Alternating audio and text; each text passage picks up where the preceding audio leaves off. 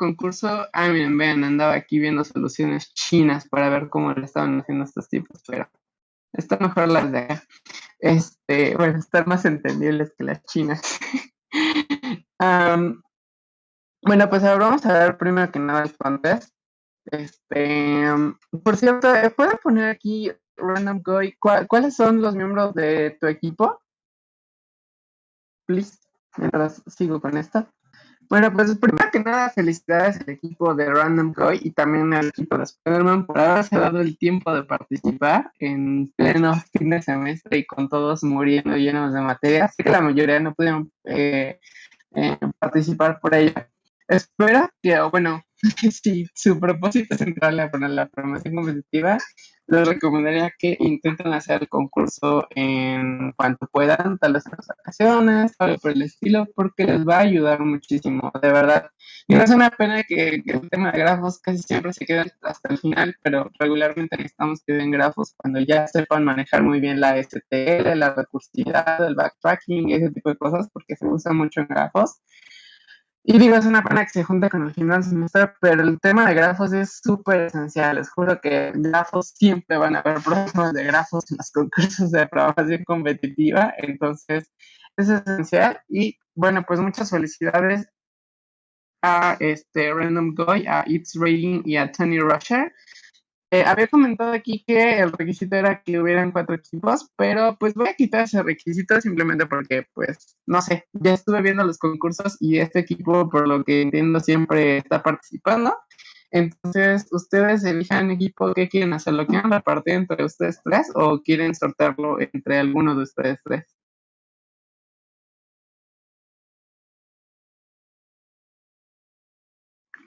Pueden platicarlo abiertamente si quieren. Bueno, mientras lo platican, y me dicen que va a proceder, vamos a ver las soluciones. Y bueno, otra felicitación de nuevo a este mismo equipo porque intentaron todos los problemas, no había visto esto y resolvieron todos los problemas, les fue muy bien, sinceramente para un concurso de 6 problemas, les fue muy bien y resolvieron uno de los más difíciles, entonces eso estuvo muy cool. Y bueno, pues vamos a ver. Chequé varios problemas y de estos problemas solamente elegí 6 problemas para ponerles aquí. El primero era el de Party. Básicamente era contar nodos en componentes conexas y vamos a leer un poquito de qué era el problema. Bueno, el problema es que una compañía tiene n empleados numerados de 1 a n y que cada empleado no tiene un manager inmediato o exactamente un manager inmediato, ¿no? O sea, no sería una estructura de árbol típica en la que cada empleado solo tiene un solo manager directo, sino que aquí puedes tener varios, ¿no?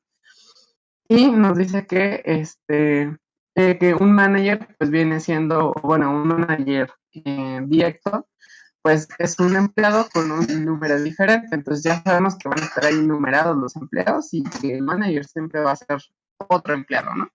Y entonces nos dice que el empleado A se dice que tiene, que es superior de otro empleado B, si al menos una de estas reglas es verdadera.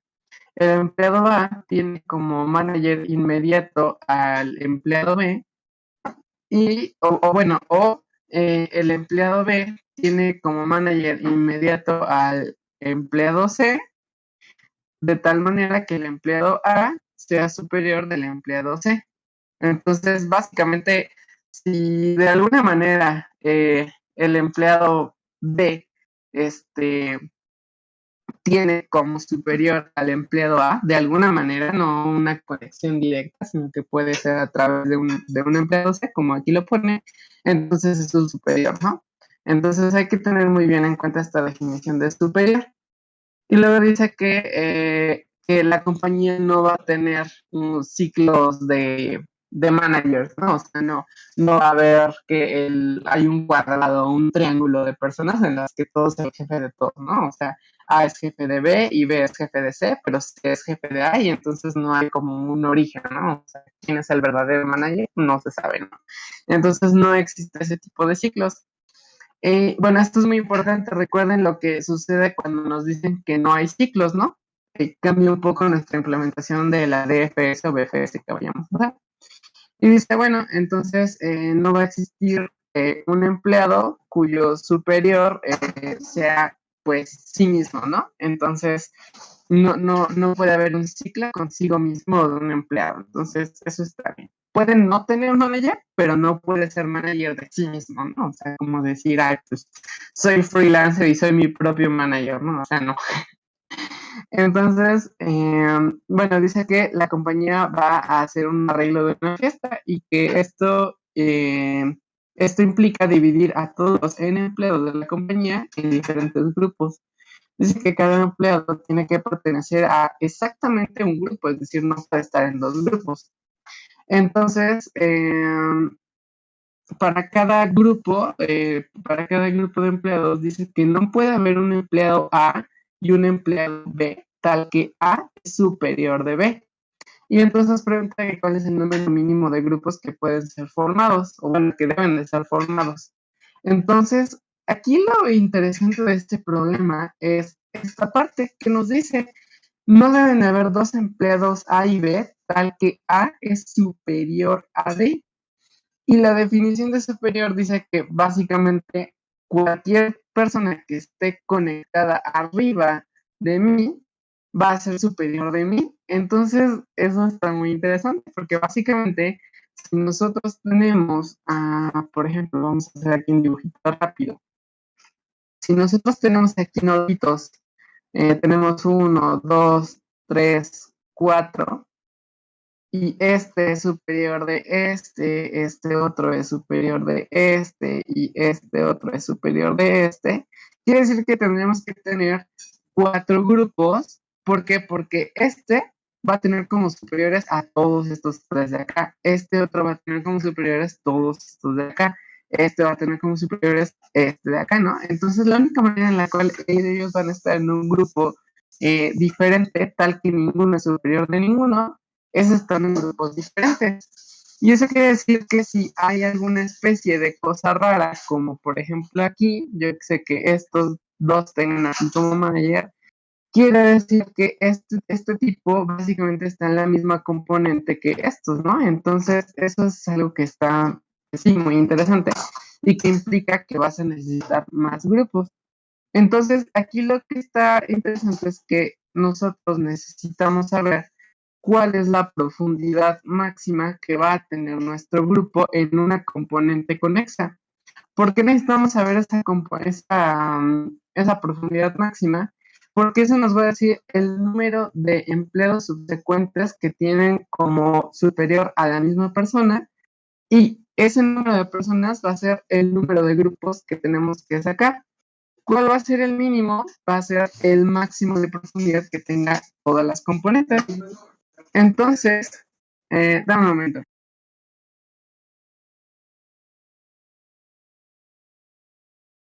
Perdón, es que vienen a recoger los de FedEx, los premios del concurso de Donald, ¿no? Entonces, después de que tenga que interrumpir un momentito.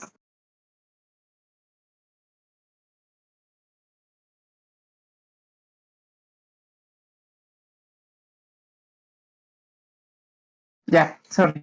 Entonces, bueno, pues básicamente ya teniendo esta información, pues ya nada más hay que ver qué hacer con la entrada y con la salida, ¿no? Entonces, la entrada va a ser una N, que va a ser el número de empleados.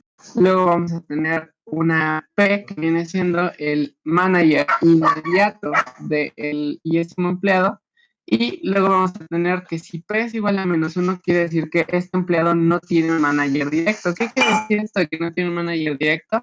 Es como si en el grafo tuviera una componente que no está conectada, ¿no? Y solamente tiene ese empleado.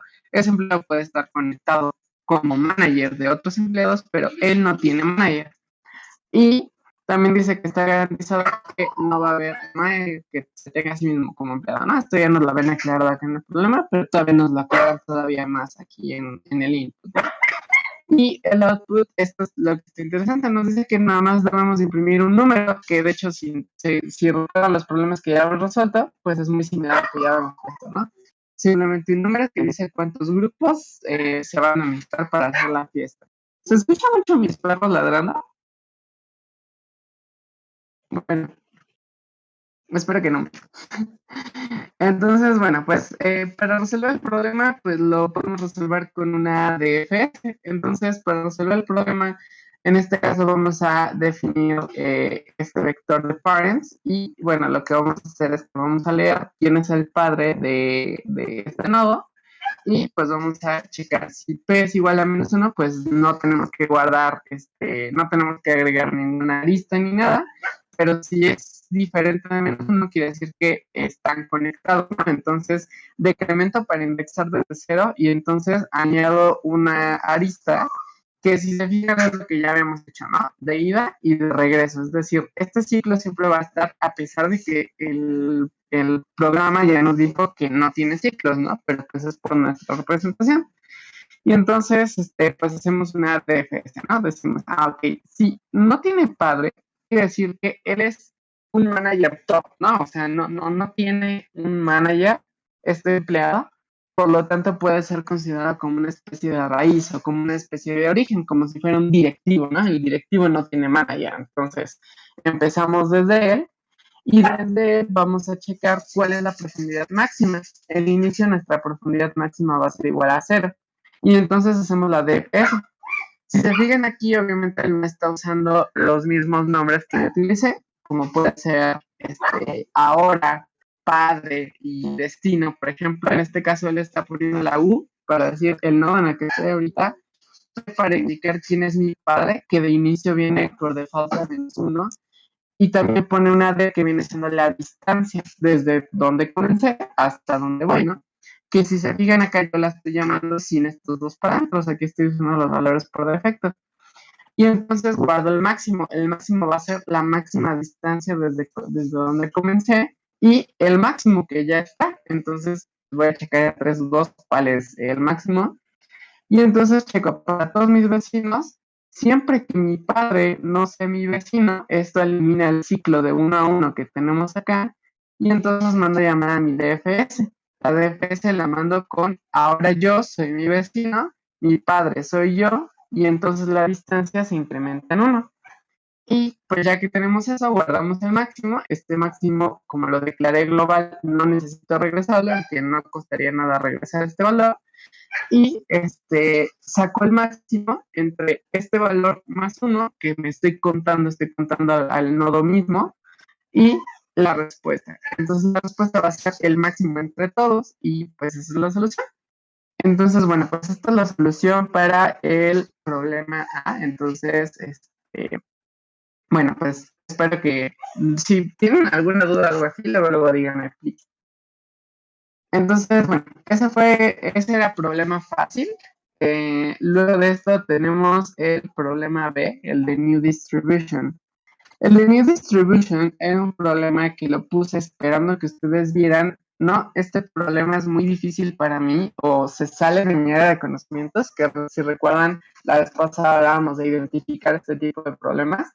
Y bueno, lo interesante de este problema es que es muy fácil de darse cuenta de la solución, pero la solución así como tal no entra en tiempo. Y hay que entrar con un tema que ya es un poco más avanzado, de hecho es un tema de intermedios, es de los primeros temas de intermedios, pero todavía no lo ven ustedes.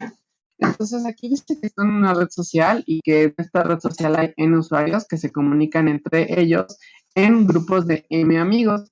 Entonces dice que hay que analizar el proceso en el cual se distribuyen las noticias entre los usuarios. Dice que un usuario X recibe una noticia de algún origen y que entonces él o ella envía estas noticias a sus amigos. Es decir, si dos usuarios son amigos, bueno, dos usuarios son amigos, si al menos uno de ellos pertenece al mismo grupo que el otro, o sea, que estos dos usuarios tienen un grupo en común, ¿no? Y entonces hace que los amigos continúen enviándose noticias entre sus amigos y así se sigue, ¿no? Entonces el proceso termina cuando no hay algún par de amigos de manera tal que entre un par de ellos uno sepa la noticia y otro no lo sepa, ¿no? Entonces, como que si son amigos, se van a transmitir la noticia, ¿no? Y entonces dice que para cada usuario X tenemos que determinar cuál es el número de usuarios que van a recibir las noticias si inicialmente el usuario X comienza a distribuirlas. Entonces, básicamente tenemos como un problema de hasta dónde alcanza, ¿no? O sea, comenzando en tal, hasta dónde alcanza. Pero ahorita vamos a ver en dónde está la complejidad del problema. No sé que nos va a dar una N y una M, la N usuarios y la M va a ser el número de amigos. Y bueno, luego nos dice que M líneas siguen describiendo el grupo de amigos y dice que la iésima línea comienza con una K, el número de usuarios que están en ese grupo. Entonces, si se fijan, esta descripción es muy parecida a una de las que hemos hecho para la lectura de grafos, ¿no? Y bueno, nos están asegurando que la suma de todas estas K no va a ser mayor a 5, podría ser a 5, que pues es justamente el número de nodos, ¿no? Entonces, eh, pues pueden tener a lo más una conexión con todos, o todos están en el mismo grupo, ¿no? Y aquí está, esta es la parte clave que nos hace más complicado el problema. El output nos dice que tenemos que imprimir una n, o sea, tenemos que imprimir n enteros, y nos dice que cada entero es un iésimo entero que debe ser igual al número de usuarios que van a saber la noticia si el usuario I comienza a distribuirla. Esto es lo que acompleja todo, porque si se fijan, ya hemos resuelto este problema, ¿no? Ya hemos resuelto si desde el A podemos llegar hasta el nodo B. Básicamente esto es lo mismo, queremos saber si desde un nodo, que en este caso es el nodo 1, podemos llegar hasta el nodo 1, 2, 3, 4, 5, etcétera. Denme un momento porque ya llegó el FedEx, nada más para checar por si necesitan mi libro. Ahorita vengo.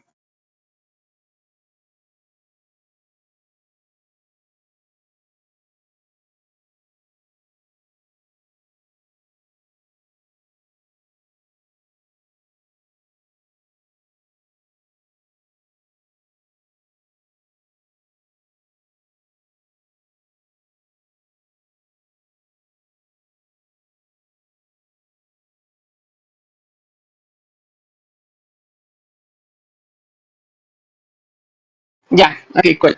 Entonces, bueno, aquí lo interesante es que es la complejidad de llegar de un nodo A a un nodo B es de, es de n. Y de hecho, si se fijan la DFS y la BFS no solamente nos puede decir si podemos llegar de solo un nodo a solo un nodo, sino que nos puede decir desde un nodo hasta los n nodos, ¿no? Porque en el peor de los casos vamos a correr todos los nodos. Entonces aquí esa misma solución nos puede decir a cuántos nodos puede llegar. Pero el problema es que tenemos que hacer esta DFS para cada uno de los nodos, porque este es un grafo dirigido, ¿no? Nos están diciendo que este amigo es amigo de este otro, pero no siempre van a estar como todos interconectados, ¿no? Entonces, por eso tenemos que hacer estas relaciones de esta manera.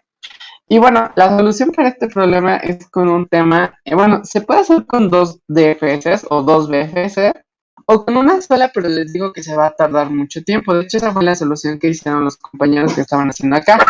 Ellos estaban haciendo una DFS y lo que les sucedió fue que les dio time limit exit porque intentaron hacer esta DFS, si no me equivoco, para cada uno de los nodos, ¿no? Los estaban haciendo, visitarlos todos. Entonces, pues justamente por eso les dio time limit exit, porque este problema necesita de una solución un poco más rápida. Y en este caso la solución es con un tema que se llama Union Find o Disjoint Sets Union, así se llama, Disjoint Sets Union, lo pueden encontrar como DSU. Y bueno, básicamente esta cosa lo que hace es que va compartiendo una raíz, digamos que un nodo va a tener un origen o un padre root, y entonces los va conectando. Entonces, cada que encontramos que un nodo se conecta con otro nodo, actualizamos todos para que la raíz esté siempre actualizada, y de esta manera podemos saber si nodos están en un mismo grupo o no, y entonces pues es más fácil obtener esta solución en tiempo casi constante. Bueno, hacemos una sola n para hacer todos los unions, pero luego, pues para obtener la solución, pues ya nada más vamos obteniendo como la raíz, y entonces esta raíz, en lugar de ser la raíz, de qué nodo es este, lo hace con el tamaño, que es con size. Entonces, por eso aquí obtenemos la size del nodo raíz, y pues ya nos dice a cuántos nodos pudo llegar esta persona. Entonces, esa es la solución del segundo problema, pero les comento, este problema estaba pensado justamente para salirse un poco pues del tema, ¿no? Entonces, pues era normal si no lo lograron resolver, pero de todas maneras muchas felicidades a quienes lo intentaron. Eh, bueno, ¿hasta aquí alguna pregunta? Ok, cool, perfecto. Ahorita les mando un mensajito. Am, ok, y entonces vamos a el tercer problema. Bueno, no tiene ninguna pregunta, ¿verdad? Ok, cool. Entonces vamos a leer el siguiente problema. El siguiente problema es Queen, que también era de los Easy Peasy.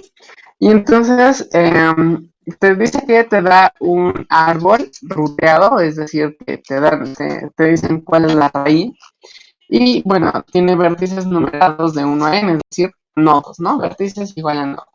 Y este árbol está, bueno, es un grafo conectado sin tener ciclos, pero pues no sé qué es un árbol, ¿no? Entonces no van a haber ciclos, por definición, un árbol, ¿no? Y dice que un árbol rootero tiene un nodo especial llamado root. Aquí un dato interesante que deben haber visto en su sesión de árboles es que un árbol no necesariamente tiene una raíz. Por definición, un árbol tiene n-1 aristas, no tiene ciclos, etcétera, pero bueno, existe un camino único entre cada par de nodos, pero no es necesario que tenga una raíz. Casi siempre lo podemos representar así, como con una raíz, pero no es obligatorio que tengan una raíz. Entonces, bueno, en este caso me dice que este sí tiene una raíz y que vamos a saber que esa raíz es -1 porque su valor pi, es decir, su parent, va a ser -1, ¿no? Entonces, si no tiene par, pues va a ser -1. Y pues aquí nos están dando un ejemplo de un árbol ruteado. Nos está diciendo que la root es el nodo número 5 y nos está poniendo algunos ejemplos, ¿no? Nos dice que el vértice 2, o sea, el nodo 2, tiene como padre al nodo 3. Nos dice que el padre del nodo 1 es el nodo 5, lo cual pues sí es visible aquí. Y luego nos dice este otro concepto, nos dice que los ancestros del nodo 6 vienen siendo el nodo 4 y el nodo 5, es decir, todos los que están arriba del nodo 6. Y luego nos dice que los ancestros del nodo 7 vienen siendo el nodo 8, 3 y 5. Y entonces ya nos empieza a platicar más sobre el problema, ¿no? Nos dice que hemos notado que algunos nodos, que ahora podemos decir que son personas, casi casi, nos está diciendo que no respetan a otros.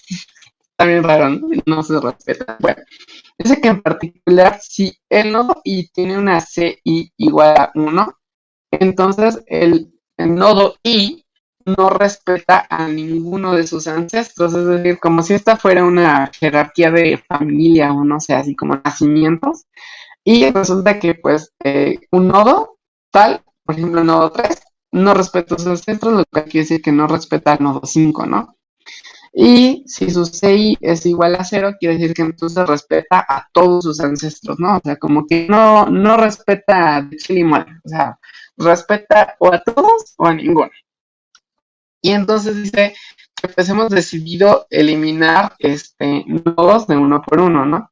Entonces dice que en cada paso vamos a seleccionar a algún nodo que no sea el root, o sea, el root está ahí salvadísimo, y nos dice que vamos a seleccionar algún nodo que no sea el root, que no respete a sus padres y que ninguno de sus hijos lo respete. O sea, si depende del tipo no respeta ni a sus padres y ninguno de sus padres los respeta, pues hay que eliminarlo, ¿no? Como cuando un papá abandonó a sus hijos y nunca los vio en toda la vida y casi casi el abuelo se hace el papá de los nietos, pues casi casi, sí, ¿no? O sea, aquí nos está poniendo el ejemplo del nodo 7, ¿no? Nos dice, pues el nodo 7 no respeta a su padre 4 y ni sus hijos 1 y 6 lo respetan, pues lo eliminamos, ¿no? ¿Para qué lo queremos en el árbol familiar? Entonces, bueno, pues dice que vamos a seleccionar bueno, que si esto le pasa a varios vértices o a varios nodos, vamos a elegir el cual tenga la menor cantidad de su numerito, ¿no? O sea, por ejemplo, aquí es el 7, pero si hubiera otro número, por ejemplo, el 1 que no respetó a su padre, pues le toca primero al 1, ¿no? Y entonces, Bueno, pues ya esos son como los criterios para eliminarlo, ¿no? Y entonces nos pone el ejemplo después de borrar el nodo 7. Y entonces dice que el proceso se va a acabar cuando ya no quede ningún nodo que cumpla los criterios, ¿no? Es decir, que no respete a sus ancestros y que ninguno de sus hijos lo respete. Y entonces nos dice imprime en orden, o el orden cual vas a borrar todos estos vértices. Nota que el orden es único. ¿Por qué el orden es único? Porque nos dice que los vamos a ir borrando del número menor al número mayor. Por lo tanto, siempre vamos a empezar con el mismo número y siempre vamos a acabar con el mismo número. Esto hace muy fácil todo, porque entonces no necesitamos, bueno, no necesitamos hacer, digamos que el borrado per se, sino que necesitamos solamente decir quiénes van a ser borrados y en qué orden. Entonces esto nos va a salvar toda la existencia de haber sido un problema muy complicado, con mucho costo estar eliminando a cada rato, a hacerse un problema muy sencillo porque no nos piden estar imprimiendo el grafo actualizado o cosas por el estilo, simplemente al final decimos cuántos y en qué orden. Entonces, bueno, pues ya nos da la entrada, nos dice que es el número de nodos en el árbol y para que nos van a dar n líneas describiendo dos enteros, quién es el padre del iésimo nodo, que esto es en el que les había dicho, ¿no? En la iésima línea te va a dar un dato de ese nodo, ¿no? Y bueno, pues nos van a dar el padre del iésimo nodo y si respeta o no respeta a sus ancestros, ¿no? Y entonces pues ya nos da aquí nada más la información de cada una de las cosas. Y de output pues ya nos dice, ¿no? Que tenemos que, en caso de que haya al menos un nodo por borrar, que entonces imprimamos una línea conteniendo el índice de todos los nodos que vamos a borrar, y en caso de que no haya que borrar ninguno, entonces imprimimos un menos uno, ¿no? Y de hecho, pues este problema está bien, muy, muy bien explicadito, ¿no? Porque viene aquí con sus casos de ejemplo, viene tres casos bastante buenos, y aparte viene aquí con dibujitos, ¿no? De exactamente cómo va sucediendo esta cosa, ¿no? O sea, no, pues mira, a ver, hay que borrar el nodo 1, luego borramos el nodo 2, luego borramos el nodo 4, y este sería el grafo resultante, ¿no? Y acá nos dice que en el segundo ejemplo, pues el grafo no se le va a borrar nada, porque aunque 2 y 3 no respetan a sus ancestros, 4 y 5 sí los respetan a ellos. Entonces, pues ya con eso se salvaron de estar borrados de la familia, ¿no? Y el tercer ejemplo nos dice que va a cambiar de la siguiente manera y va a ser borrando a 5, ¿no? Porque 5 no respeta a sus ancestros y 7 tampoco lo respeta a él, entonces pues ¿para qué lo tenemos ahí, no? Y entonces borramos a 5 y así queda el árbol resultante, ¿no? Entonces, bueno, pues creo yo que con estos ejemplos queda muy claro qué es lo que hay que hacer en el problema. Este me parece que fue el primer problema que les salió a los compañeros. Muchas felicidades por eso. Y bueno, vamos a ver cuál es la solución que tengo de este lado. Entonces, la solución viene siendo, tenemos que encontrar cuál es nuestro root, ¿no? Entonces, pues vamos a ir leyendo nuestro grafo, vamos a leer nuestra P, y en este caso mi compañero le puso una R, pero es lo mismo que nuestra C. Y bueno, lo que vamos a hacer es, si este P es igual a -1, quiere decir que este es nuestro root, ¿no? Entonces vamos a guardar cuál es nuestro root. Ojo que aquí él lo tiene indexado desde 1, no lo tiene indexado desde 0. A pesar de quitar n veces, vean aquí que su grafo lo declaró como grafo de pairs, pero aparte lo declaró de max n, y esta max n es el número máximo de nodos más 7, lo cual quiere decir que puede ocupar un número extra para indexar desde 1. Entonces, bueno, pues en este caso él no necesita encontrar componentes ni nada, entonces no le afecta indexarlo desde 1 y por eso aquí root es igual a i más 1, ¿no? Y luego, pues ya, si es el root, pues no tiene que agregar ninguna conexión, ¿no? Pero si no es el root, pues va a conectar el nodo con su padre, ¿no? Y entonces, pues ya, conecta, lo hace de ida y lo hace de regreso, pero ojo que aquí no está metiendo un número, les digo que está metiendo un pair. El pair va a tener el nodo al que puede llegar y si respeta o no respeta a sus ancestros, ¿no? Y entonces, lo que hace es hacer una DFS desde el root. Entonces, desde el root, pues va ahí checando, ¿no? Y entonces, post viene siendo si respeta o no respeta a sus ancestros, ¿no? Entonces, si está en 1, quiere decir que pues lo vamos a eliminar, ¿no? O sea, el post es si lo podemos eliminar, ¿no? Entonces, si de entrada el tipo no respeta ancestros, pues asumimos que sí lo deberíamos de poder borrar a menos de que alguno de sus hijos lo respete, ¿no? Entonces vamos a asumir que es true. Si el tipo sí respeta a sus ancestros, de entrada no puede ser eliminado, entonces no lo vamos a poder eliminar. Entonces, en caso de que esto sea true, vamos a checar si alguno de sus hijos, pues, lo respeta, ¿no? Entonces, vamos a checar. Siempre que mi vecino no sea mi padre, entonces continúo, ¿no? Entonces, si es igual, pues ya, corto el ciclo, ¿no? Continúo. Y si no es si mi vecino no es mi padre, pues entonces lanzo una DFS, actualiza, ahora yo ya no soy ahora soy mi vecino y acá está mandando otro dato que está mandando pues la R, ¿no? Si respeta o no respeta a sus ancestros y el U que viene siendo el padre, ¿no? Y luego checamos si mi hijo, o sea, si mi vecino, que vendrán siendo sus hijos, me respeta, entonces no voy a ser eliminado porque alguien me respeta. Pero si esto nunca se cumple, este true se va a quedar en true y entonces aquí tenemos una condicional. Si yo estoy en posibilidad de ser borrado o debo de ser borrado, entonces lo meten en un set. Y si se recuerdan de prebásicos o de básicos, un set mantiene todos los datos siempre ordenados. Entonces yo nada más lo meto y con eso ya sé que van a salir en orden, ¿no? Y entonces, después de hacer la DFS, ya nada más checo si en mi set, este set de aquí, se quedó en tamaño cero, quiere decir que no hay nadie a quien eliminar. Entonces simplemente imprimo -1. Y esto que está haciendo aquí de return es para darle dos instrucciones al return. Le está diciendo imprime esto y luego regresa esto. Y como está retornando la función main, ahí se acaba el programa. Y en caso de que esta condición no se cumpla, entonces vamos a hacer un for. Y en este for vamos a imprimir cada uno de los números que se encuentran en mi set, que por defecto van a estar ordenados, por lo tanto los voy a imprimir ordenados, les agrego un espacio, termino y regreso a cero. Y esa es la solución de mi problema C.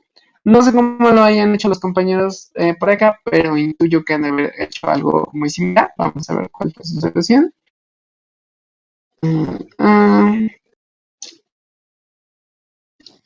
Vale, respetado. Fueron guardándolo. Entonces intuyo que esto también fue un pair in the int. Sí, un pair in the int. Sí, fueron ahí guardando el grafo. Si el nodo padre respetado por sus hijos, ok, o sea, están haciendo la multiplicación, ¿no? Para que si alguno lo respeta, esto se va a hacer cero, ¿no? Porque está multiplicando por cero. Y entonces ya después nada más van checando, ¿no? Ok, sí, está bastante interesante su solución. Y curiosamente esta no parece como si fuera una DFS o una DFS, ¿no? Pero iterativamente están guardando los datos para cada uno, ¿no? Muy bien, muy bien. Sí, están guardando para cada nodo si no respeta a sus ancestros y si lo respeta acá, ¿no? Y para guardar el orden, los están visitando en el mismo orden en el que aparecían. Vean, interesante, ellos no ni siquiera con una DFS ni nada, ¿no? Pero pues está bien hecho. Entonces, muy bien, felicidades. Y bueno, vamos a resolver el siguiente problema. El siguiente problema es el D. Ajá, el D. Y el problema de es este de Peaceful Rocks. Este problema está interesante, es colocar torres de ajedrez en diagonal principal haciendo movimientos sin que se ataquen las torres. Esto básicamente es una DFS o BFS, cualquiera de las dos que quisieran hacer. Y bueno, pues el problema es que nos van a dar un tablero de ajedrez de tamaño n por n y nos dice que las rows y las columns del board están numeradas desde 1 hasta n y que cada celda XY pues queda en la intersección de la columna con el número X y de la row con el, bueno, de la fila con el número Y, ¿no? Y nos dice que el rook, o sea, la torre es una pieza de ajedrez que en cada turno se puede mover cualquier cantidad de celdas de manera vertical u horizontal y que hay M torres, donde M es un número menor a N, que quiere decir que puede haber, o sea, si hay N columnas, pues deben de haber N o, bueno, menos de N torres, y dice que van a estar colocadas en el tablero de manera tal que no va a haber un par de torres que se puedan atacar una a la otra. Es decir, que compartan alguna fila o alguna columna, ¿no? Y nos dice que en cada turno pues podemos mover cualquier número de celdas de nuevo de manera horizontal o vertical, que adicionalmente que nunca deben de atacarse por o sea, nunca deben de ser atacadas por otra torre en ningún movimiento, ¿no? O después de algún movimiento.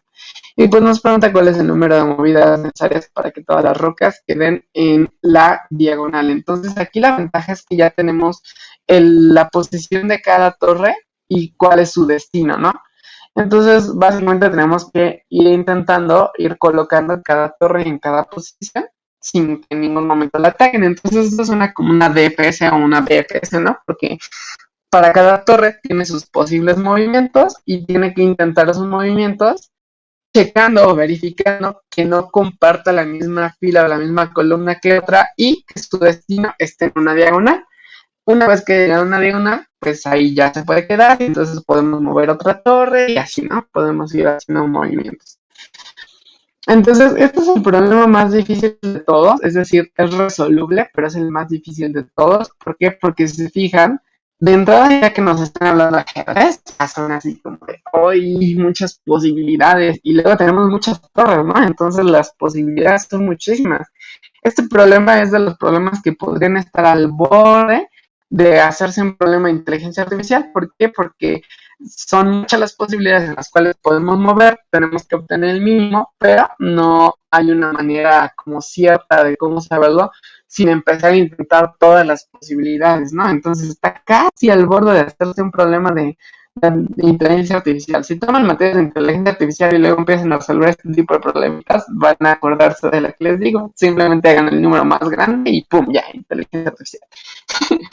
Entonces, bueno, pues la primera línea nos dice que nos va a dar una cantidad de casos de prueba. Aparte, esto hace más complicado el problema, ¿no? Porque aparte de esta N, que ya es bastante grande, esto lo multiplicamos por el número de casos de prueba, ¿no? Entonces, eso está interesante, pero no tanto, porque hay una línea que nos dice que la suma de todas las N sobre todos los casos de prueba no va a pasar de 10 a la 5, lo cual quiere decir que en realidad no debemos de multiplicar 10 a la 5 por 10 a la 3, sino que solamente se suma. Entonces, eso ya le baja un poquito la complejidad, pero poquito, no tanto. Y bueno, pues ya nos dicen, ¿no? Que nos van a dar una E con dos enteros, X y Y, y bueno, pues van a ser la posición de nuestras torres, y que bueno, cada décima roca, bueno, cada décima torre está puesta en esa posición, ¿no? X, Y. Y pues está garantizado que no se van a poder atacar. Esto ya nos lo habían dicho, pero nos lo vuelven a aclarar, ¿no? Y pues la salida nos está diciendo que para cada caso de prueba imprimimos el mínimo número de movimientos requeridos para colocar a todas las torres en la diagonal principal. Si se fijan, no nos están pidiendo los pasos, no nos están pidiendo el orden, ni nada, nada más nos están pidiendo el mínimo número de movimientos. Entonces, eso nos deja hacer lo que nosotros queramos en el backend, siempre y cuando nada más devolvamos ese número y ya, ¿no? No importa nada más. Entonces, bueno, pues vamos a, bueno, por ejemplo, acá nos está poniendo como los ejemplos, ¿no? De los primeros tres casos de prueba, cómo podemos irlos moviendo para que vayan quedando en las diagonales, ¿no? Y, bueno, la solución para este problema es con una DFS. Pero si se fijan, todo lo que hay que preparar para hacer la DFS es un poco más complicado. Aquí, por ejemplo, mi compañero está haciendo algo muy interesante. Esta función que está declarando aquí es una función que lo que hace es desenvolver una matriz. ¿Qué quiere decir desenvolver una matriz? Vamos a ver rápidamente qué es esto. Digamos que ustedes tienen, por ejemplo, posiciones, ¿no? De un tablero, por ejemplo, vamos a poner este no sé, nada más 4 elementos para que quede como muy, muy claro, ¿no? Entonces, digamos que ustedes tienen una matriz así de 4, 2, y pues ustedes tienen aquí sus posiciones, ¿no? Aquí tienen la posición 1, 2, 3, 4, y de este lado tienen aquí la posición 1 y la posición 2, ¿no? O bueno, indexados desde cero, si fuera el caso. Pero bueno, van a tener regularmente una matriz de esta manera. Ustedes pueden desenvolver esto para que esto quede exactamente así. X, ajá, y luego hashtag, punto, punto, punto. ¿Qué es lo que van haciendo? Que ustedes saben que esto va de tamaño 4, ¿no? 1, 2, 3, 4 y luego va 1, 2, 3, 4. En la realidad, esta es la manera en la cual se representan las matrices en memoria. O sea, solamente están así, son arreglos juntitos. Entonces, pues esa es la manera en la cual se representan, pero digamos que en el programa o en el código ustedes van a tener coordenadas X, Y. Pero la verdad es que como ustedes saben de qué tamaño es el N y el N, lo que está haciendo aquí mi compañero para evitarse estar trabajando con mucho pair es que va a recibir justamente un XY y de este XY va a multiplicar la X por la cantidad de N y a eso le va a sumar Y eso le va a dejar una posición única aquí. ¿Qué quiere decir? Es como si tuvieran 1, 2, 3, 4 y luego 5, 6, 7, 8. Y ustedes pueden recuperar esto, ¿por qué? Porque si tienen X, por ejemplo, X igual a 1 y tienen a Y igual a 3, este 7 le van a restar 1 por 4 o por n, que vendría siendo el tamaño, eso los va a dejar aquí en un 3 y lo restante va a ser y, entonces van a saber que esa posición es la de aquí, ¿no? El 7 vendría siendo este puntito acá, que sería el de x1 y y3. Bueno, aquí obviamente esto porque estoy indexado desde 1 y debería estar de 0, pero ustedes me entienden, ¿no? Entonces eso es lo que está haciendo acá, está desenvolviendo esto. Entonces esta cosa regresa un numerito, ¿no? Y entonces, bueno, pues entonces, pues lee mi U, lee mi V, y entonces va guardando aquí la rows de U, cuál es la roca que le corresponde, etcétera, y entonces pues ahí va metiendo los rocks, ¿no? Y luego va leyendo para cada una de las rocas, entonces va checando, ¿no? Si ya están en una diagonal, es decir, ya están colocados en donde deberían estar, pues ya no necesito hacer nada, entonces simplemente continúo, ¿no? ¿Y cuáles son los que sí me interesan? Los que me interesan son, pues, aquellos cuya, pues, sí, no, aquellos que se pueden atacar. Y entonces, pues ya voy construyendo mi gráfica, ¿no? Y mi grafo, si se fijan, en lugar de tenerlo indexado con XY, es decir, en el que la llave sea XY, un par, pues lo estoy desenvolviendo para que esto sea un solo número. Y entonces mi definición de grafo se queda como regularmente la usamos, ¿no? Con un entero y en este caso con un vector de int. Le estoy utilizando un order map, ¿por qué? Porque no quiere ocupar toda la memoria que va a ocupar una matriz, ¿no? Entonces con eso le puede optimizar, sobre todo porque nos están diciendo que la matriz puede ser de hasta 10 a la 5, entonces puede ser una matriz muy grande.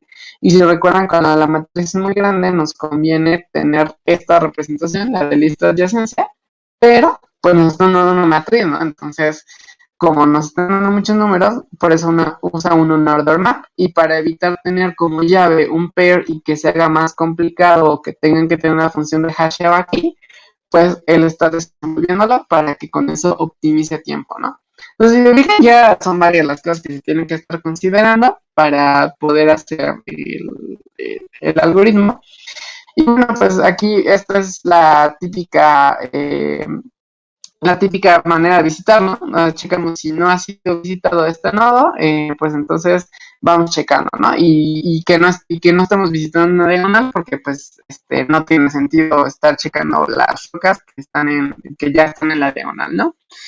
Entonces, bueno, pues vamos checando, aquí está checando si tiene un ciclo o para detectar un ciclo, está también sacando cuál es el número ya desenvuelto y pues aquí está sacando como una cuenta, ¿no? Y entonces pues ya tira la DFS y la DFS va a intentar irse moviendo pues entre los movimientos que tiene nuestra torre y simplemente va a ir checando, ¿no? en algún momento yo ya me visité y estoy, digamos que de nuevo la posición de inicio, en mi S, en donde había empezado, pues entonces tengo un ciclo, ¿no? Y ya, pues en caso de que eso no suceda, pues entonces sí puedo seguir sacando DFS. Entonces, esta es la manera en la cual él está detectando que haya un ciclo, ¿no? Porque si no, acuérdense que ahí se rompe, ¿no? Y bueno, aquí esta cosa tiene ciclos, obviamente, porque pues con la torre podremos ir moviendo en cuadrados que no necesariamente sean el padre uno del otro, ¿no? Entonces aquí está checando al padre, pero también tiene que checar si en un momento vuelve a llegar a un estado visitado, ¿no? Entonces, bueno, pues por eso. Y entonces, pues ya, ¿no? Va sacando la cuenta y dependiendo de cuántos pasos haya necesitado, entonces es como va a ir agregando a la respuesta, ¿no? Y entonces, pues ya nos va haciendo como el cheque, bueno, pues a ver, esto lo tuvieron que haber sacado de la lógica del problema, ¿no? Si el tamaño es de tamaño 2 y entonces estamos en la misma posición, etcétera, etcétera, entonces voy sumando de 3 en 3 a mi solución y en otro caso voy sumando de 2 en 2. Entonces, si se fijan, todas las consideraciones que tiene este problema son muchísimas más, por eso les digo, este era el problema más difícil y me sorprendió bastante que lo hayan sacado porque no era el problema pensado para que sacaran. El problema me sorprendió que no lo hubieran podido sacar, se quedaron muy cerca, de hecho, si yo fuera esto lo intentaría porque están muy, muy, muy cerca, estoy viendo su código. Y bueno, si fijan acá está un poco más sencilla, me gustó muchísimo más la solución que tienen ellos, 10 de 10. Y y bueno, pues sí, en general esa es la solución para el problema. Está muy interesante cómo lo resolvieron los compañeros. No sé si les quieran explicar ellos cómo atacaron esta solución. ¿La quieren compartir?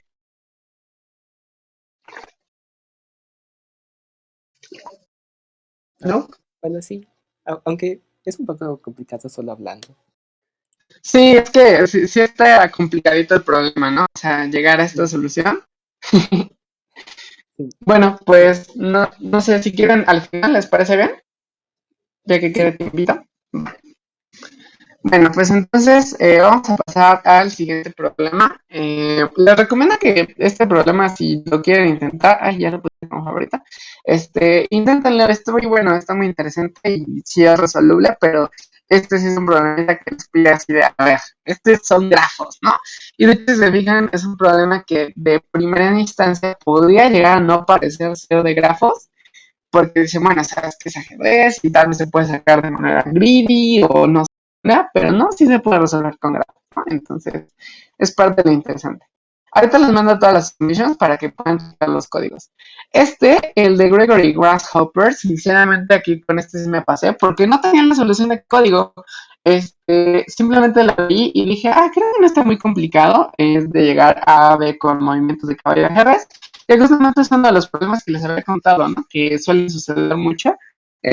Simplemente, pues, hacen movimientos diferentes que en diagonales o en una matriz cuadradita. Y pues, básicamente, eso es lo que tiene este problema, ¿no? Dice que tenemos un chapulín, ¿no? Un grasshopper. Y pues nos está diciendo que pues le gusta andar ahí entre todas las hojitas y pues que nunca va a haber suficiente para él, ¿no? Entonces, pues ya nos dice que quiere comer lo más rápido posible y bueno, pues también se quiere moviendo de hoja en hoja con el mínimo esfuerzo. Entonces, pues le quieres ayudar a encontrar el camino más corto a su hoja amada o una hoja especial, ¿no? Y pues ya nos dice que Gregory vive en una malla cuadrada, ya saben, estas cosas que suceden en programación competitiva. Y bueno, pues nuestro pequeño Chapulín dice que prefiere moverse saltando, y bueno, pues dice que básicamente va saltando de un cuadro a otro, pero que cada salto en el que él se mueve es en su row o en su column adyacente en una dirección y dos columnas o rows en la otra dirección, ¿no? Entonces, básicamente nos está diciendo aquí, ¿no? O sea, en resumen, básicamente se mueve con los movimientos de un caballo de ajedrez, ¿no? Entonces, pues ya nos da la entrada que viene siendo toda la matriz y pues luego nos dice que encontremos para cada caso el mínimo número de saltos que Gregory va a tener que dar para encontrar, para llegar a su cuadradito, ¿no? Y pues también es posible que no pueda llegar por la manera en la que se mueve, ¿no? Entonces, por la manera en la que se mueve, podría darse el caso en el cual no pueda llegar a su ranita. Y pues si ese es el caso, entonces pues sería imposible, ¿no? Por ejemplo, un caso muy sencillo para ver que eso podría llegar a no ser posible, podría ser una matriz chiquita, ¿no? Donde digamos que él está aquí y digamos que aquí está su ramita, una ñ, y pues el monito solamente se puede mover en L, ¿no? Entonces, pues nunca va a poder llegar, entonces es un caso importante, ¿no? Que podría ser imposible. Y bueno, no tengo la solución, yo no la programé, pero los compañeros sí la resolvieron muy bien. Entonces, pues básicamente hicieron lo mismo que ya hemos programado en clase, ¿no? Solamente que su arreglo de direcciones cambia. Aquí en lugar de tener movimientos solamente cuadrados, pues fueron moviéndose con movimientos de caballo, ¿no? Y ya con sus movimientos de caballo, pues fueron haciendo una BFS, aquí pueden ver que aquí está la cola, aquí meten la cosita, bueno, estaban haciendo su push, tienen aquí su arreglo de visitados, este, y pues van guardando, ¿no? Van sacando el front, van guardando el pop, van checando si ya llegaron, si llegaron a la respuesta, pues entonces ya terminan el ciclo, y en caso de que no, pues van haciendo los avances con respecto a su arreglo, ¿no? Con respecto a sus direcciones, y entonces van checando igual, ¿no? Tienen aquí su isvalid, que sería la función que vamos a hacer para ver que no se pasen. Siempre que no se pasen, pues entonces, o sea, si se pasan, pues terminan esta iteración, ¿no? Y pasan a la siguiente. En caso de que no se pasen, pues entonces van checando, ¿no? Siempre que no lo haya visitado, pues entonces lo voy a visitar y entonces voy haciendo aquí mi push y pues van avanzando así con su cola, ¿no? Y entonces pues ya al final checan, si mi ANS nunca llegó a esto, pues entonces quedó como -1, ¿no? Y entonces quiere decir que fue imposible llegar a la hojita nada, ¿no? Y en caso de que se hayan puesto, entonces lo que están haciendo aquí es contar la cantidad de pasos que fueron poniendo, que de hecho es lo que, si no me equivoco, están poniendo por acá, en algún lado están contando, no encuentro dónde, pero por acá deben estar contando. Bueno, creo que no lo están contando, creo que lo pudieron haber, aquí lo están contando, ¿no? En el orden en el que fueron visitando. Ajá. Entonces, bueno, pues aquí lo están contando. Esta cuenta se la podrían haber, compañeros, esta cuenta la podrían haber metido aquí en la BFS y la cola, por ejemplo, lo van metiendo acá, ¿no? En el steps. Pero no encuentro, creo que si no me equivoco, no están metiendo esa cuenta acá. Podrán meterla, o sea, podrán, por ejemplo, aquí poner un topo o llevar una cola simultánea que solamente lleve la distancia o algo por el estilo y así pueden contar los pasos. Pero bueno, recuerden que la BFS siempre nos va a dar los pasos mínimos, entonces, pues hicieron una BFS y les dio los pasos mínimos y les dio facetas, entonces, muy bien. Y bueno, eso fue todo con el problema E, y vamos al último problema, que fue el problema F. El problema F no era de Katis, el problema F era de Kolchev. Y bueno, acá nos dice, el problema se llama Deciding University. Y bueno, nos dice que el chef ha finalizado su escuela y ahora tiene que decidir ir a una universidad. Entonces dice que el chef está confundido entre tantas universidades a las que puede ir, ¿no? Entonces dice que el chef vive en Baitland y Baitland tiene N ciudades, ¿no? Ya de que nos empiezan a decir ciudades, esto huele a grafos, ¿no? Por todos lados. Y bueno, nos está diciendo que estas ciudades estén conectadas unas con otras con M caminos de longitud de 1 kilómetro. Esto es importante, ¿no? Porque ya nos están diciendo que todos los caminos miden lo mismo. Y no sé que cada ciudad tiene exactamente una universidad, ¿no? O sea, no hay más de una universidad por ciudad.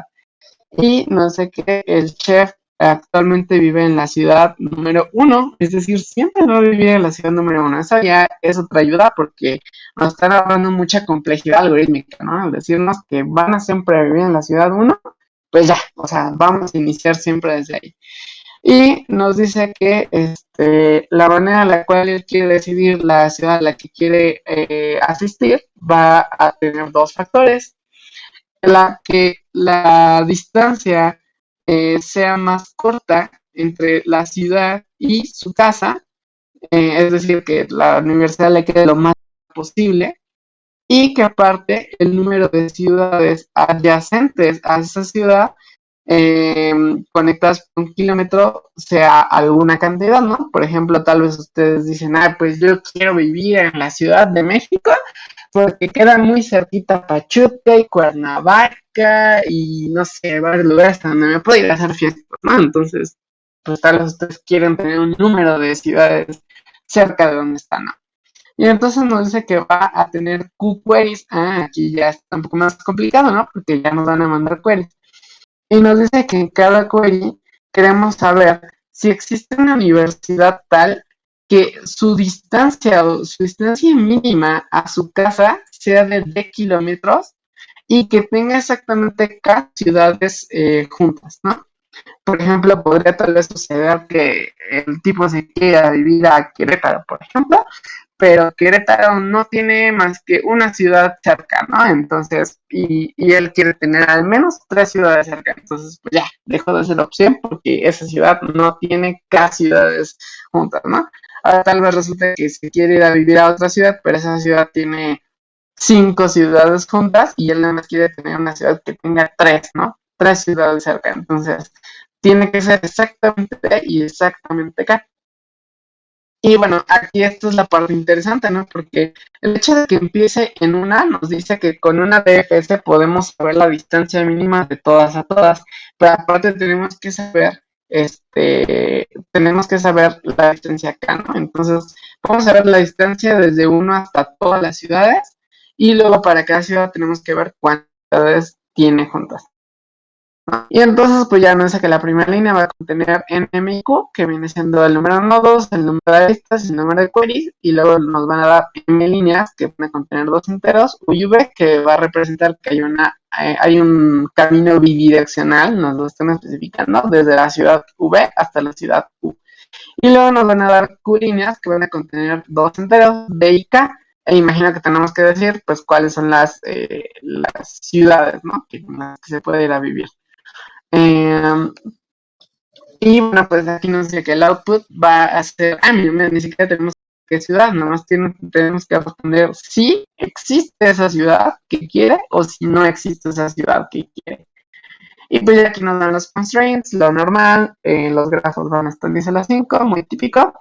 Nos están diciendo que no puede haber un camino cuyo nodo inicio y nodo final es ese mismo y que para cada par pues siempre va a haber algo más, un camino, es decir, no va a haber una ciudad que tenga 2 maneras de llegar a la misma ciudad con 2 caminos diferentes, ¿no? Entonces va a haber solamente un camino entre cada ciudad.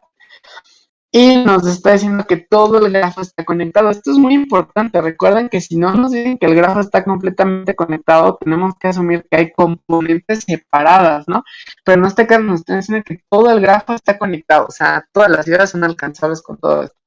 Y bueno, este problema es interesante porque te da su task, ¿no? Como si fuera la Olimpiada Mexicana de Informática, en el que si resuelven una query, pues ya con eso está suficiente, pero si resuelven todas, pues les dan otros 70 puntos, ¿no? Entonces, bueno, pues este es el problemita. Y vamos a ver, bueno, de hecho aquí viene como toda una explanation y la editorial y toda, ¿no? Pero bueno, se supone que en VJudge ustedes no pudieron haber visto. Y bueno, vamos a ver cuál fue la solución. La solución, esto sí la programé yo,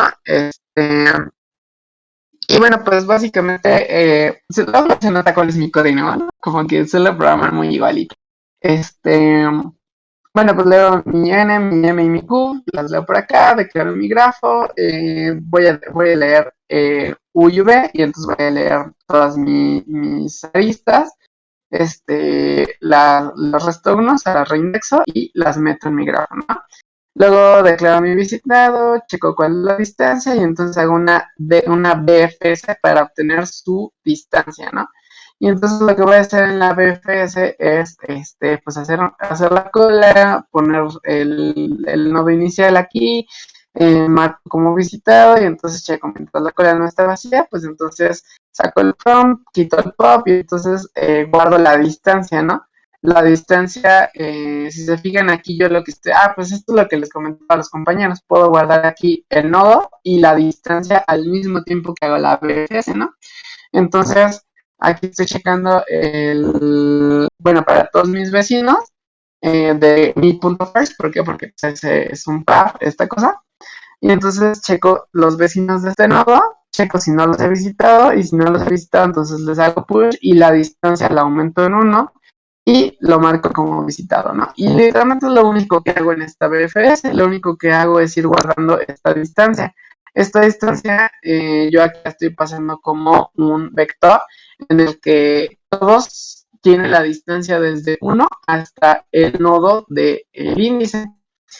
Y bueno, pues eso es lo que guardo en distancia. Se fijan aquí, primero inicialicé todos en -1 y ya luego los fui llenando. Y luego fui checando si es válido, ¿no? Entonces, para checar si es válido, pues solamente voy checando la distancia y eh, si el tamaño de mi que están conectadas acá, entonces todas estas son ciudades que son válidas. ¿Qué quiere decir esto? Eh, esta distancia es la distancia que tienen desde uno hasta el nodo. Y luego este size viene siendo el número de vecinos o de ciudades vecinas que tiene ese nodo. ¿Qué quiere decir? Este isValid es un map de un map, lo cual quiere decir que es como si fuera una especie de matriz. Y yo solamente voy a marcar en true aquellas cuya distancia sea igual a dist de i y sus vecinos sean igual a esta acá.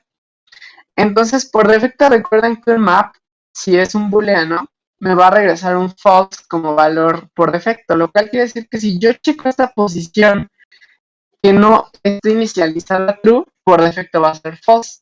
Y entonces, por eso aquí puedo hacer para cada query, puedo checar.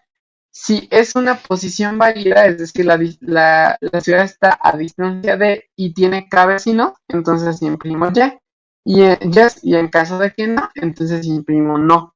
Y este no, pues va a ser el valor por defecto del map, ¿no? Entonces aquí es ventajas de conocer sus estructuras de datos, es que pueden usar sus valores por defecto, ¿no? Y pues ya básicamente esa es la solución de nuestro problema de Signing University. No chequé el código de los compañeros, pero a ver, vamos a ver qué es lo que estaban intentando hacer. Timing de exceed.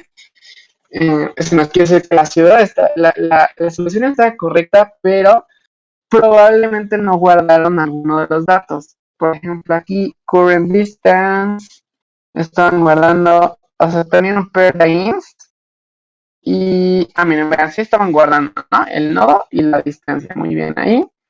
Cuando haciendo el push, sí guardaban la distancia. Creo que aquí el problema es que ustedes no guardan o no memorizaron esa distancia, por lo que estoy viendo, sino que para cada query usar una BFS. Aquí está bien su solución, al final de cuentas en cada BFS están checando que cuando hayan llegado a la ciudad hayan encontrado una ciudad, que está cuyo número de vecinos sea igual a la cantidad de ciudades que pide el chavito y que la distancia sea igual a current distance y que no sea el nodo inicial, ¿no? Que en este caso sea el nodo 0. Y en este caso regresa true, por eso su solución está correcta. Pero si se fijan, estos datos los estoy calculando una y otra y otra y otra vez, ¿no? Entonces la solución que puse aquí simplemente fue memorizarlo. En algún momento guardo esta distancia y en algún momento guardo esta acá y entonces pues guardo cuáles son las posiciones válidas y no válidas y como esto es un map en tiempo logarítmico yo puedo responder esto, ¿no? Que incluso no necesitaría el tiempo logarítmico porque esto lo puede hacer un normal y entonces ya sería logarítmico puro y aquí sería logaritmo por logaritmo, que de todas maneras tampoco no es mucho tiempo. Y pues ya básicamente esa fue la solución. Ellos al estar haciendo BFS para cada query, el problema te dice que las constraints es que una BFS se puede tardar hasta n, ¿no? Porque recoge n nodos, que eso es 10 a la 5. Pero también te puede decir que cada query puede ir hasta 10 a la 5. Entonces tenemos 10 a la 5 por 10 a la 5 es 10 a la 10 y eso se pasa de un segundo, ¿no? Y el problema te da, no sé cuánto tiempo te da, a ver si por acá lo dice. Creo que a veces en Village sí te dice el tiempo. Ah, a ver, acá. F. Acá está, ¿no? No dice que el tiempo de ejecución es de un segundo, ¿no? Entonces, por eso no le decía. Entonces, bueno, pues ya terminamos con la resolución de los problemas de grafos. ¿Les quedó alguna duda con alguno de los problemas? Si les quedó alguna duda, este es el momento de hablar. ¿Todo bien? Cool. ¿Cuál fue el equipo de Spider-Man? No, no sé si participó solito o no, pero bueno, estaría cool si me lo mandan. Y bueno, pues entonces el equipo de Random Guy, ¿cuál es su nombre? Perdónenme que no me los he aprendido. Por eso siempre decimos que cuiden que username ponen. Bueno, ¿quieren hacer su explicación, su versión de cómo resolvieron el problema?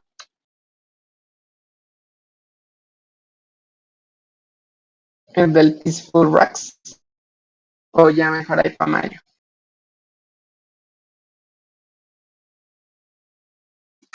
Pi, pi, pi. Bueno, creo que Pues no es. sí, Ah, ok, Tony Rusher. ¿Lo quieres explicar? sí, ok. Va. A ver, comparte tu pantalla.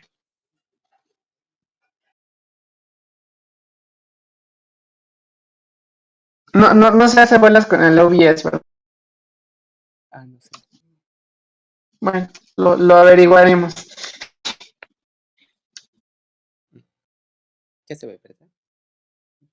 A ver, Ay, ¿cómo salgo de aquí? Sí, exacto. aquí está. Bueno. Sí, ya se ve. Mm, Bueno, le explicaré cómo Ándale, me ya. surgió a mí la idea. Sí, hice mi Ok. Excel para... No, muy Porque bien, muy primero bien. hice el intento y obtuve un ground answer hasta que vi que en este test case, no, en este obtenía un ground answer.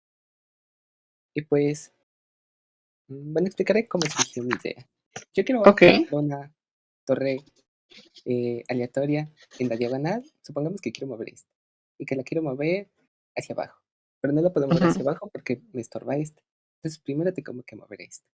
Pero para moverla, eh, bueno, la puedo mover hacia la derecha, pero sería como repetir lo mismo. Entonces la muevo hacia abajo. Pero para moverla hacia abajo tengo que mover esta y para mover esta tengo que mover esta. Y aquí sí la puedo mover hacia abajo. Entonces aquí todo funciona muy bonito. Las voy a ir bajando una por una y en total serían 7 movimientos. Y lo interesante surge mm, en este caso. Si yo quiero mover esta, la puedo mover hacia abajo o hacia la derecha. Supongamos que la muevo hacia la derecha. Pero para moverla aquí, primero tengo que quitar esta. Y bueno, podría moverla a muchos lados, pero como me piden el mínimo, pues la muevo a la más cercana, que es la de la izquierda. Pero no la puedo mover a la izquierda porque me estorba esta. Entonces, aquí se está haciendo un ciclo. Para mover esta tengo que quitar esta, pero para quitar esta tengo que quitar esta. Un ciclo. Y cuando tengo un ciclo, pues lo único que me queda es hacer uso de mi cuadrado auxiliar y pues usar un movimiento extra. Pongo una torre y luego las demás. Entonces, por cada ciclo que yo me encuentre, voy a agregar un movimiento. ujú, Y, y en sí esa sería la lógica principal. Y mira, un detalle es que como hay solo puede haber una torre en cada columna o renglón, pues yo tomo como representativo solo un arreglo de n de tamaño n. Y pues en, sí, en la posición 1 voy a guardar la coordenada y, por decir. Entonces el 1 me lo va a mandar al 2, el 2 me lo va a mandar al 1, el 3 me lo va a mandar al 4, el 4 al 3, el 5 al 6, el 6 al 5 y el 7 al 8, y el 8 a ningún lado. Y como no me lo manda a ningún lado, lo inicio en 0, porque en 0 no hay nada. Y entonces lo que yo hice fue, a la hora de programarlo, mm, primero contar las torres que están afuera de la diagonal, porque si están en la diagonal ya no tiene caso contarlas, y, ujú. y detectar los ciclos. En esta parte es donde detecto el ciclo y mm, uso TP para no pasar dos veces por el mismo ciclo, si no estaría contando dos n veces los, el número de torres y eso no queremos, porque es un movimiento por cada ciclo. Entonces, si no he visitado esa casilla, pues entonces la marco como visitada y orden posición siguiente. Y si es 0, quiere decir que llegué al final, como en el caso del 8. El 8 me lo manda el 0 y el 0 es el final, o sea, ahí no hay ciclo. Pero Ujú. si me pasa a mi posición en donde yo empecé, si hay un ciclo y ahí le agrego un numerito. Y al final nomás imprime el número de torres.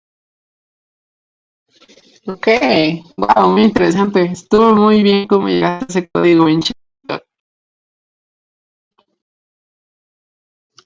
Ok, cool.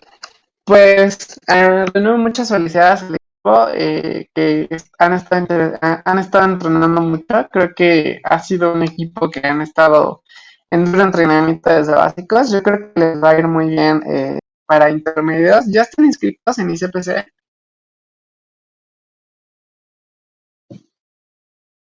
La verdad es que no. Deberían inscribirse. Tienen muy buenas oportunidades de que les vaya muy bien. Sinceramente, creo que estos tres han estado trabajando ya juntos. Ya no están intercambiando entre diferentes miembros. No, se nos asignó juntos aleatoriamente al inicio y hicimos clic, trabajamos bien. Entonces, pues ya. Ah, muy bien.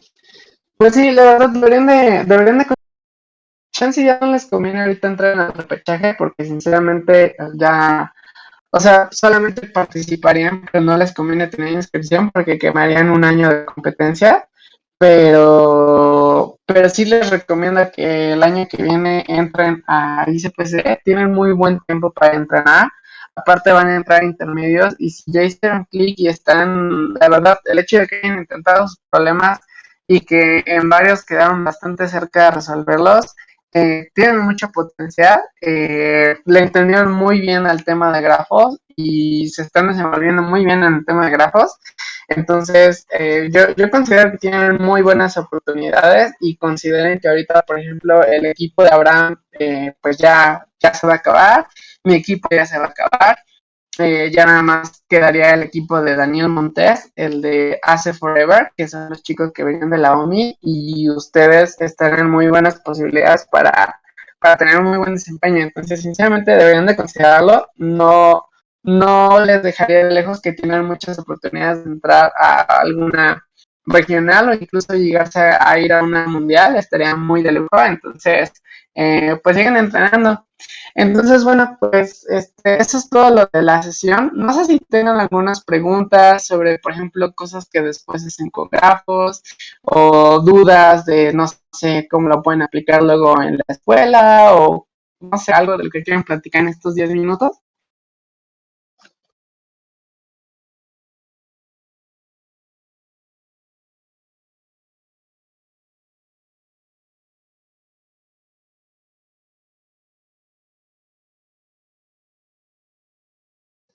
Sí, sí, sí, que ya deja de grabar.